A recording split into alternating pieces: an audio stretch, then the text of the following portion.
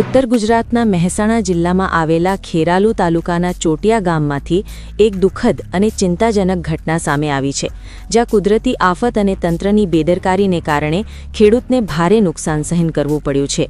ખેરાલુ તાલુકાના ચોટિયા ગામની સીમમાં આવેલ ખેતરમાં તૈયાર ઊભેલા ઘઉંના પાકને અચાનક આગ લાગી જતા આખો પાક બળીને રાખ થઈ ગયો છે। માહિતી મુજબ વહેલી સવારે અચાનક આવેલા મિની વાવાઝોડાના કારણે ખેતર પાસે પસાર થતી વીજ લાઇનમાંથી તણખા પડ્યા હતા। આ તણખાએ સૂકા ઘઉંના પાકને ઝડપથી આગ પકડી લીધી હતી। જોતા જોતા આગ એટલી ભયાનક બની ગઈ કે લગભગ 2 વીઘા જેટલો તૈયાર ઘઉંનો પાક બળી ગયો। અંદાજે 65 મણથી વધુ ઘઉં બળી જતા ખેડૂતને મોટું આર્થિક નુકસાન થયું છે।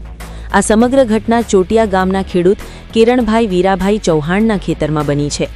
આગ લાગતાની સાથે જ સરપંચ અને આસપાસના ખેડૂતો ઘટના સ્થળે દોડી આવ્યા હતા, પરંતુ વહેલી સવારે આગ ભડકતા ઘઉંને બચાવી શકાયા નહોતા। સ્થાનિક લોકોએ આ ઘટનામાં વીજ વિભાગની ગંભીર બેદરકારીનો આક્ષેપ કર્યો છે। ખેતર નજીકના વીજ વાયર તૂટેલા અને ઢીલા હાલતમાં હોવા છતાં સમયસર રિપેરિંગ કરવામાં આવ્યું નહોતું, જેના કારણે આ આગની ઘટના બની હોવાનું લોકોનું કહેવું છે। સરપંચ દ્વારા પણ માંગ કરવામાં આવી છે કે તાત્કાલિક વીજ લાઇનોનું રિપેરિંગ કરવામાં આવે, જેથી આવી દુર્ઘટનાઓ ફરી ન બને। હાલ ખેડૂત કિરણભાઈ ચૌહાણને થયેલા નુકસાનને લઈ ગામમાં ચિંતા અને દુઃખનો માહોલ જોવા મળી રહ્યો છે।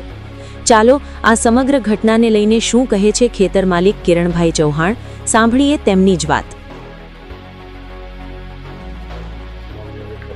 ગામ ચોટિયા, કિરણભાઈ વીરાભાઈ ચૌહાણ। મારી 2 વીઘા જમીન છે, તેમાં ઘઉં વાયા હતા। વાયર ખેતરના વચ્ચોવચ્ચ નીકળે છે, એના કારણે વાયર 2 ભેગા થઈને મારા ઘઉં બળી ગયા। પોહેટમેન્ટ જેવા ઘઉં થાય છે અને વારંવાર તકલીફ થાય છે। છોકરો મારો ખેતરમાં આવું તો બી હોય છે વાયરના પડકારના કારણે।